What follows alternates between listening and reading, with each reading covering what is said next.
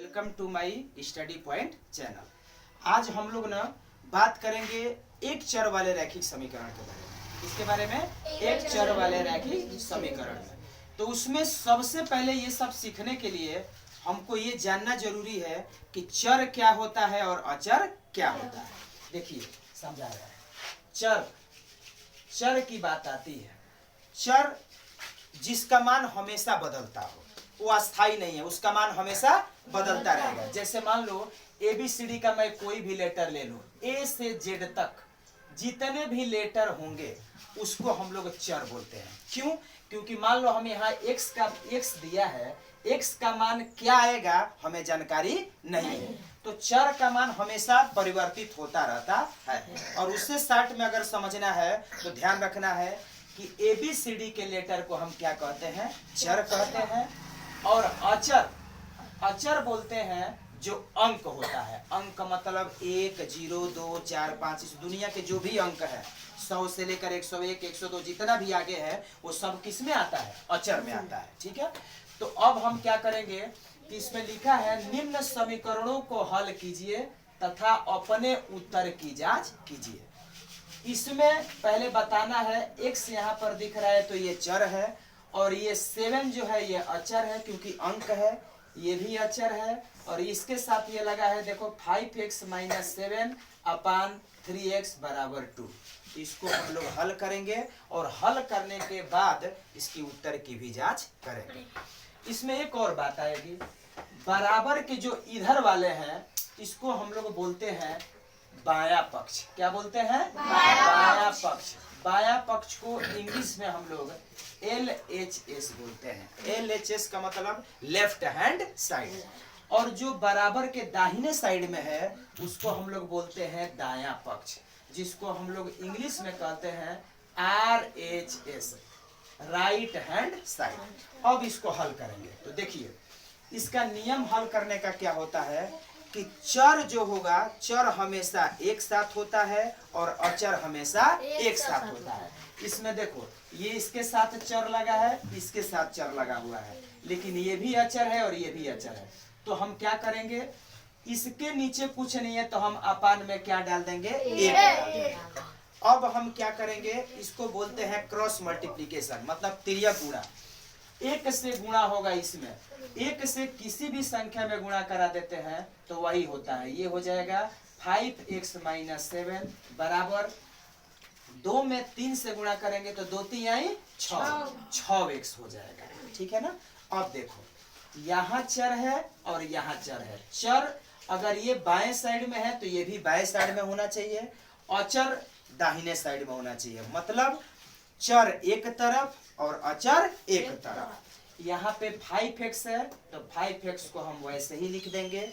6x है तो 6x के पास अगर कोई भी साइन नहीं है, जैसे मैं कहूँ यहाँ 5x है, इसके सामने कोई भी चिन्ह नहीं है, तो इसका मतलब वहां पे किसका साइन छिपा रहता है? प्लस का छिपा रहता है। और जब प्लस को हम बराबर के इधर लेके आएंगे तो ये हो जाएगा -6x, और -7 के उधर लेके जाएंगे तो ये हो जाएगा +7। रूल क्या है कि अगर बराबर के इधर प्लस है तो उधर जाके हो जाएगा माइनस, बराबर के इधर माइनस है तो उधर जाके हो जाएगा प्लस, अगर बराबर के इधर मल्टीप्लाई है तो उधर जाके हो जाएगा डिवाइड, और यहाँ पर डिवाइड है तो उधर हो जाएगा मल्टीप्लाई। ठीक है ना, ये रूल है। तो अब देखो इसके पास प्लस है और इसके पास माइनस है, तो 5x में तो 6x घटेगा नहीं क्योंकि 5x छोटा x हो जा रहा है, तो 6x में से 5x घटाइए, कितना x बचेगा? 1x।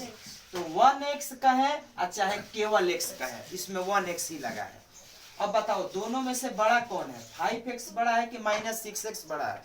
-6x बड़ा है ना, तो इसके पास माइनस है तो हम माइनस डाल देंगे। बराबर ये 7 है तो 7 x बराबर, अगर बाएं तरफ हमारा माइनस है तो दाएं तरफ जाके इसको हम इधर ट्रांसफर कर देंगे, यानी ये -7 हो जाएगा। x का मान हमारा कितना मिल गया? -7, -7 मिल गया। अब हमारा जो हल है इसका हम x का मान निकाल लिए। अब हमको क्या करना है, इसका उत्तर की जांच करनी है। देखो उत्तर की जांच कैसे होगी। उत्तर के जांच के लिए जो x का मान है वो x के जगह पे ले जाके रखेंगे। अगर LHS और RHS मतलब बायां पक्ष और दायां पक्ष दोनों बराबर हो जाए तो समझो कि हमारा उत्तर की जांच हो गई। कैसे कर रहे हैं देखो, 5x है ना, यहाँ पे पहले लिख दे रहे हैं उत्तर की जांच। देखिए उत्तर की जांच ध्यान से समझते रहना है। उत्तर की जांच में यहाँ पे लिखा है 5x, तो 5 कोष्टक देंगे, x के जगह पर कितना है -7, तो यहाँ पे मैं रख दूंगा -7, फिर माइनस ये 7 है तो 7 बटा में 3, यहाँ पर x है तो x का मान आया है -7, कोष्टक में रख देंगे -7 बराबर हो गया 2/1।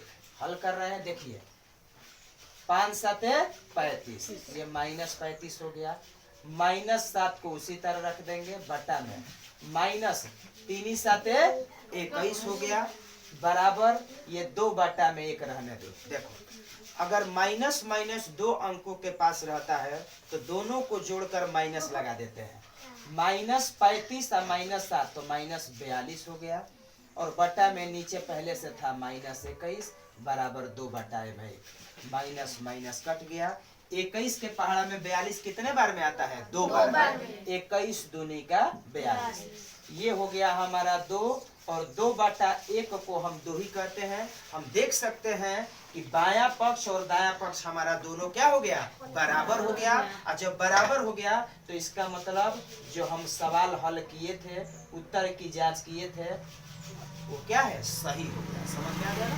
तो ये रहा हमारा टॉपिक एक चर वाले रैखिक समीकरण का, जो कि 8 में भी है और हर बुक में लगभग 6, 7, 8 हर क्लास में एक चर वाला रैखिक समीकरण है। इसको करने का तरीका ये है। सबको क्लियर है? Yes sir. समझ में आ रहा है? Yes sir. कोई डाउट किसी को? नहीं सर। चलिए, थैंक यू।